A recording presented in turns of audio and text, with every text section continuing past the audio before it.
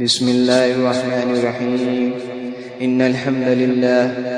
لله رب العالمين والصلاة والسلام على محمد وعلى آله وأصحابه أجمعين أما بعد عن أبي هريرة رضي الله تعالى عنه قال رسول الله صلى الله عليه وسلم الدنيا سجن المؤمن وجنة الكافر۔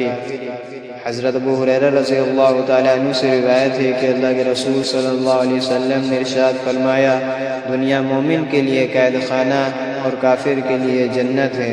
انسان کی ہدایت و رہنمائی کے لیے اور آخرت میں کبھی نہ ختم ہونے والی زندگی میں ان کو کامل فلاح و بہبود کے مقام تک پہنچانے کے لیے جن خاص نقطوں پر بہت زور دیا گیا ہے، ان میں سے ایک یہ بھی ہے کہ انسان دنیا کو حقیر بے قیمت سمجھے، اس سے زیادہ جی نہ لگائے، بلکہ آخرت کو اپنی اصل منزل سمجھے اور دنیا کے مقابلے میں اس کی جو قدر و قیمت اور اہمیت ہے اس کو پیش نظر رکھتے ہوئے وہاں کی کامیابی حاصل کرنے کی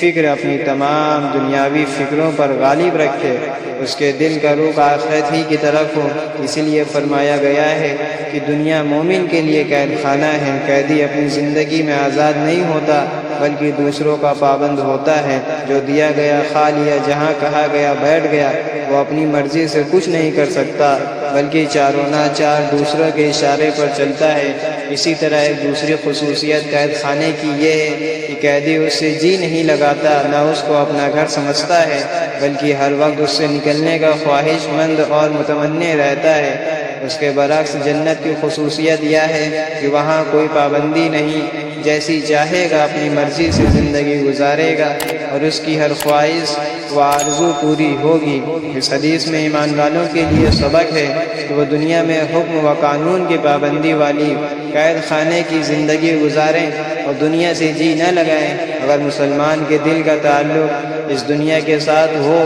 جو ایک قیدی کا ہوتا ہے،